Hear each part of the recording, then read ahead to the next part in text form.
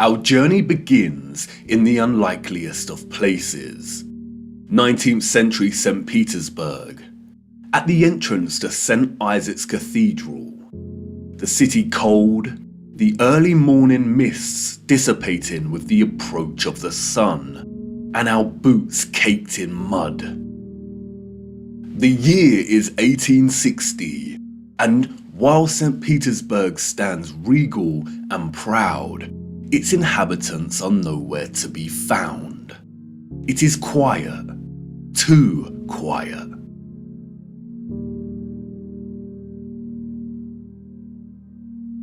The population of St. Petersburg in the 1860s was, we are told, roughly 500,000 people, and yet there is not a soul in sight. Where is everybody?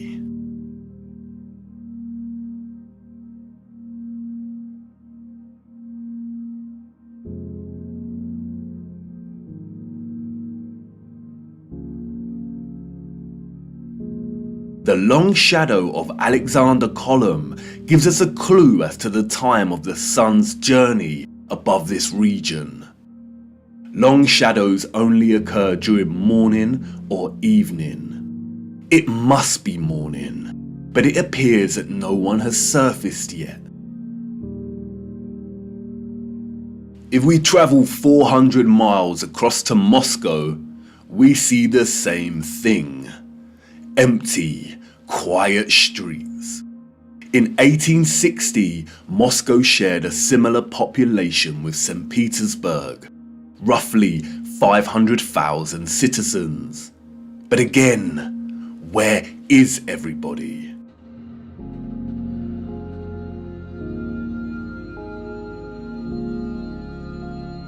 What about the rest of the world during this time period?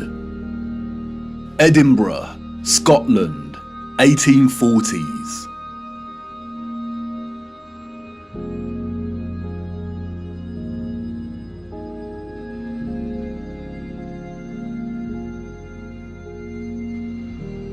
Copenhagen, Denmark, 1840s. Dresden, Germany, 1860s.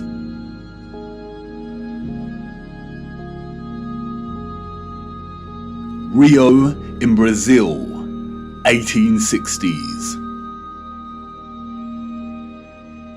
Toronto, Canada, 1860s.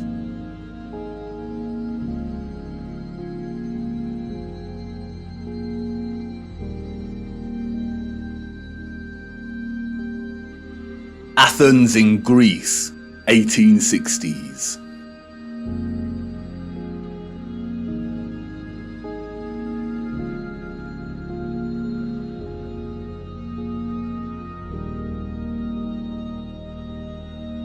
And then London, finally, people.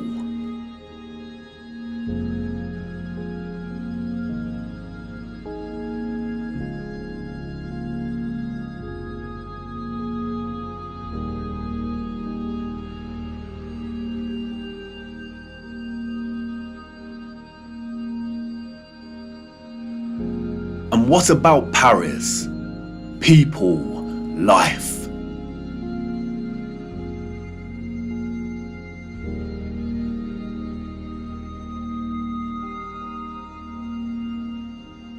The first photograph, we are told, was created in 1822. The art of photography relies on methods of juxtaposition, of comparison and contrast to deliver its message and sentiment.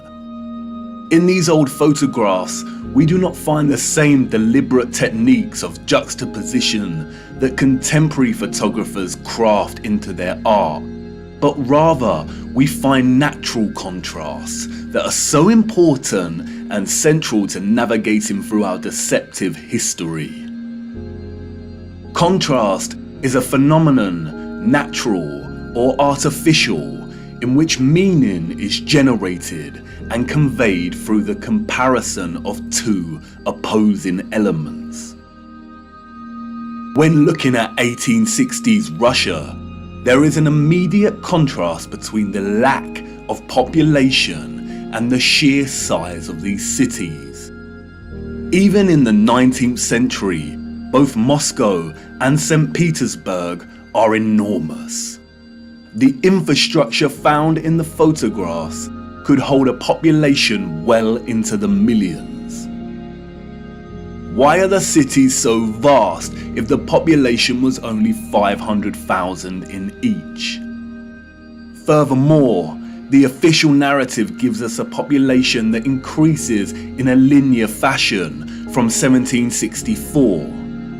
Many of the buildings we see here were built years before the photograph was taken. Did the Russians just plan well in advance? But it's when the population is introduced into these photographs that a new contrast emerges that is staggering. That is, between the people and the environment itself.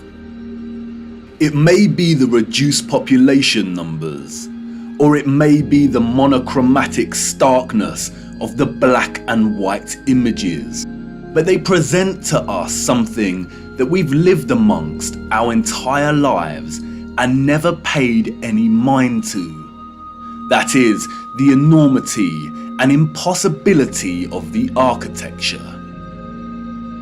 As we engage with the industry and act of tourism, we journey from place to place and observe, taking it all in, learning, hearing, and being told what we are looking at and how it came to be. And standing in front of a structure like the Arc de Triomphe in Paris, we might even exclaim, "Wow, how did they do this?" But the moment, inextricably wrapped up in the busyness of the scene, perhaps prevents us from really asking that question with sincerity. Standing in front of a structure like the Arc de Triomphe while the crowd frantically takes pictures on their smartphones makes it all a reality. And we conclude, before being shoved away by new tourists, well, they had to have done it somehow because I'm here and looking at it. During our indoctrination at school, we are seldom shown old photographs of the grand cities scattered around our flat realm. And perhaps for good reason. Because when we marinate on images like this and are presented with the visual evidence of a very primitive Victorian people dotted around like grasshoppers within the shadows of the most magnificent, grandiose, brilliant architecture a human could ever imagine, we begin to have doubts. Indeed, how did they build this? The Arc de Triomphe is made from 36,695 cube meters of limestone and weighs 95,407 tons, or just over 95 million kilograms. They tell us it took 12 years to build the giant arch in two different periods, between 1806 to 1814 and between 1832 to 1836. How did they transport this amount of limestone with the same horse and carts that we see in the photographs? Look closer at the four sculptures that adorn each of its sides. Look at the intricacy of the sculptures and the patterning of the ornamentation that frames the arch. Each section is perfectly repeated without any deviation or inconsistency. The first true power tool was not invented until 60 years after this arch was completed. They tell us this was crafted by hand. Is that even possible? And then there is the ceiling of the arch. Immaculate, 3D sculpted roses, perfect in their geometric symmetry. The nuance of the detail and finesse of each petal and cross-section borders is overwhelming. Look at the rest of Paris during this time. Again, a plethora of unbelievable, gigantic, and magnificent structures. The city's infrastructure glorious, and the people and their means of transport primitive, unsophisticated, and seeming not at all developed to the point of producing a city like this. The roads are improperly paved and uneven. They are dirty and muddy. We also see buildings during this period in which the architecture aligns with the inhabitants. Buildings of misshapen proportions, less developed and refined, charming in their own way, but coarse in their use of wood and plaster. This is exactly the type of architecture we expect of a generation of horse and cart. A generation ignorant to the discoveries in technology that would follow in the years to come. Furthermore, at the time of this photograph, the arch is roughly 40 years old since its completion. Yet can you see how worn some of the parts of the structure are? We see weathering on the stone that suggests the arch is much older. As we approach the late 19th century, we see that the people of Moscow have finally decided to leave their homes and venture out into the streets. The infamous Red Square, now bustling with life. St. Basil's Cathedral and the Spasskaya Tower dominate the frame of the square.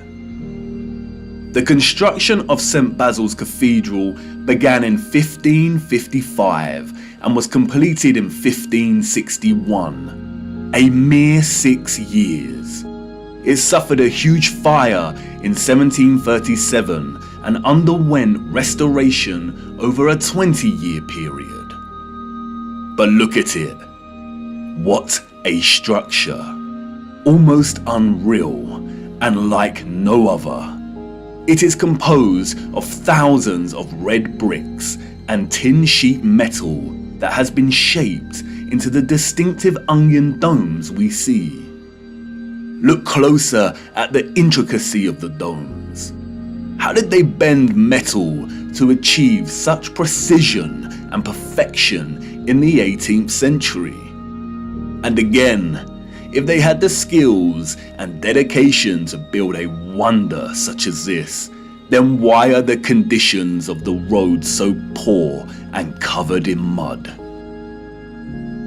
We see these incredible structures and buildings everywhere in 19th century photography.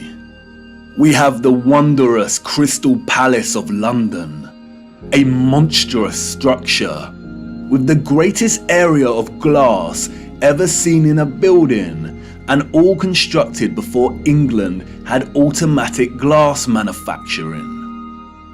We have Westminster Abbey and Parliament. We have the old Euston Arch, constructed out of pure sandstone in 1837, and streets unpaved and full of mud. Why did these people not prioritize the streets they walked upon? The Frauenkirche, the domed masterpiece of Dresden, Germany. Its intricate and opulent splendor in direct contrast with the beat-up wagons and horse-pulled carts of the people below, a people dependent on the bare necessities. A people completely dwarfed by its size and majesty. The Library of Parliament in Ottawa, Canada, built over a period of 17 years. The first major settlers arrived in 1800, and at the time of construction, the city's population was under 20,000. Would a grand, glorious library really be a priority for settlers?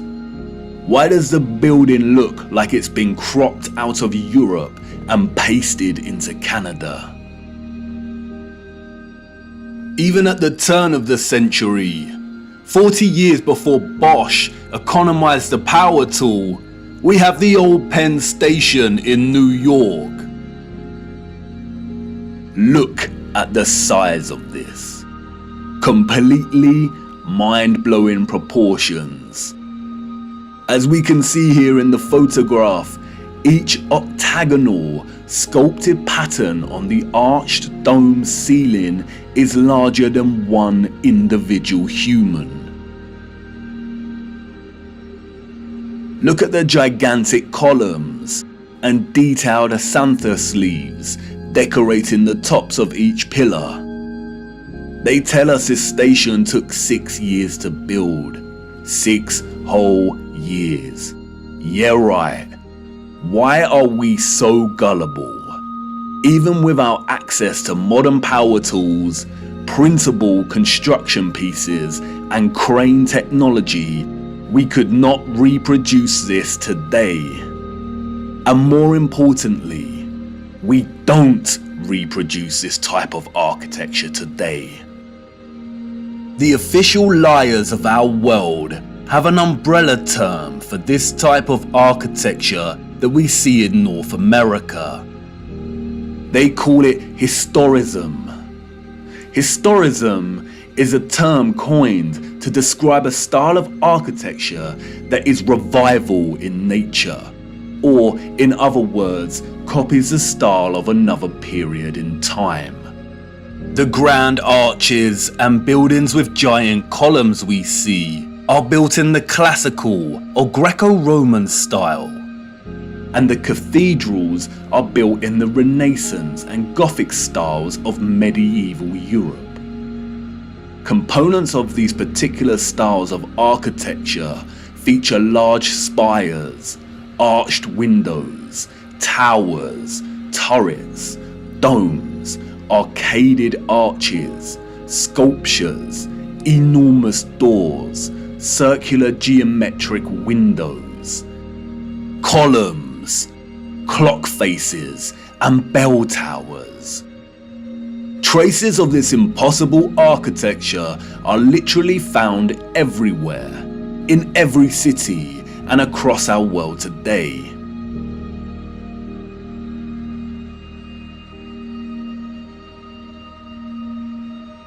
Some preserved and maintained, like the Parisian Arc de Triomphe and Notre Dame, and others lost and long forgotten to time, like the Euston Arch and the old Penn Station in New York. We as a people travel miles to take our own photographs of these wonders. But the photographers of the 19th century gift us with something they would never have expected to give a future generation: perspective. We see a primitive people against a backdrop of clearly advanced architectural infrastructure. The official historians of the world tell us tales of Darwinian evolution and progression between time periods. The people that came after were always more advanced in their ways, refining and redefining the methods of the generation that came before. If the height of innovation and industry during the 19th century was still the horse and cart as a means of travel, then, as these photographs tell us, this style of architecture was just as impossible for those living in the centuries before it. Anyone with a predisposition for thinking and questioning can immediately sense when looking at these photographs that something is rotten in Denmark, that something is off with the mainstream historical narrative, that something is not adding up. In a panoramic image of San Francisco in 1877, we see a collage of historicist architecture. We see columns adorning the entrances to very regal buildings that stand out like sore thumbs from some of the timber shacks surrounding it. We see Gothic spires and towers in the distance. We see domed cathedrals and buildings. We also see just how sprawling and huge the city has become. In 1846, there were under 500 Mormon settlers living on the area of land in which we now call San Francisco. It was frontier land and ready for the taking. Between 1848 and 1849, with the start of the California Gold Rush, the population increased from 1,000 people to 25,000 people. 28 years later, this panorama was taken. The population at this time, we are told, was getting close to 200,000. Who in their right mind would believe this story? Does this look like a city of 200,000 people? Without any modern technology, power tools, automatic manufacturing, electric motors. A people in a strange, unfounded land, just making their mark. Do we really believe that a burgeoning people built this entire city in just 30 years? And again, such quietness, such stillness. This is a photograph of an empty city. Where are all the people? The shadow of the post here tells us that it is not the early hours of the morning. Short shadows only appear toward midday. A city of this scale at noon should be bustling with life. But there is not a single person in the shot of this panorama. The only life we see is that of a horse without any master in sight. It seems highly unlikely that all the people were told to stay indoors because a cityscape photo shoot was taking place. And this silent scene becomes all the more eerie when we consider that there is intention behind the lens. Someone was there, standing at a vantage point and taking this photograph. But who? And for what? And what are the chances that in the 19th century, during similar decades, we see deserted Russian, European, and North American cities photographed like this?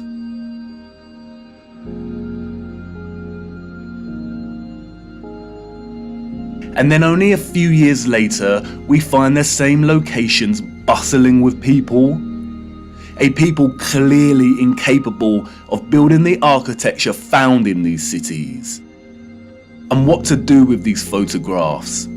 If we accept the narrative and these strange anomalies, then we stop here and get back to our busy lives. But the narrative we've received is not the truth.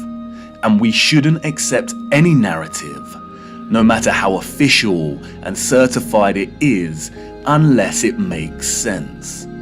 The people we see in these photographs and their early ancestors could not have built the magnificent architecture we see. It is an impossibility. Come on, jump in. We must venture further into these cities and look a little closer. There must be some clues waiting to be uncovered that helps us understand why these cities are empty. Wait, what's that you say? You want to wipe the mud from your boots first? Do not bother, it's a waste of time.